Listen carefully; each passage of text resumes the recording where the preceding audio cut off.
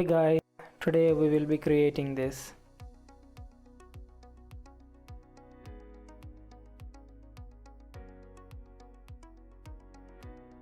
Let's start by adding a text 3D node.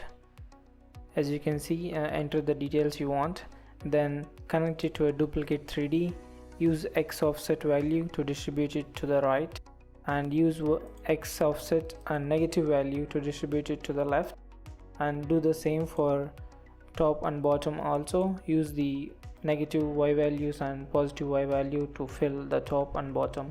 So you can see here 4 on the left screen but the only 3 on the right one, because I hide one of the rows because I want only 3 on the screen.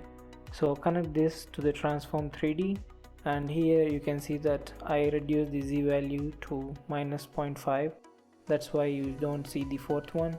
That's your personal preference. If you want to keep 4 or how many, it's your preference. So to animate the background text, go to first frame and click on this diamond icon to set a keyframe. Now since I wanted this to move from left to right, let's check once. So it's moving from left to right, the background. So I started with a negative value. This is the same value we used in the first duplicate too, but I made it negative so that it will go from left to right. So in the first frame, click this diamond icon and type -2 here, then come to frame 120 and enter 0 here. It is looped already, that's why it's showing -2. You can type 0 and press enter, so it will automatically set a keyframe. So I selected 120 because I want the text to move very slowly. If you want to move it very fast, you can reduce, you can give a keyframe at 30 or 60 somewhere. So once you have this, then connect this to a merge 3D and add another text 3D node with the same text or different text, whatever you want, and then connect this to a Blender 3D. So press Ctrl space and type Blender 3D. You will get that. Connect that text 3D to this Blender 3D, and in this change this Blender type to taper. Then the amount is the amount of twisting happening to the text. So 0.75 is fine so that it doesn't lose its complete volume. So go to first frame and press on this diamond icon to set a keyframe, enter 0, then come to frame 30, type 0.75 here, and come to frame 60 and type -0.75 here.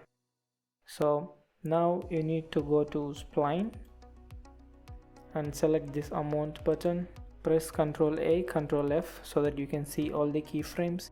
Now here you should not animate this first point 0 because it will be normal.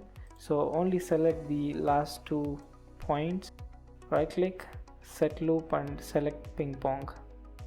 So you will get this continuous bending or tapering effect. Then close this spline.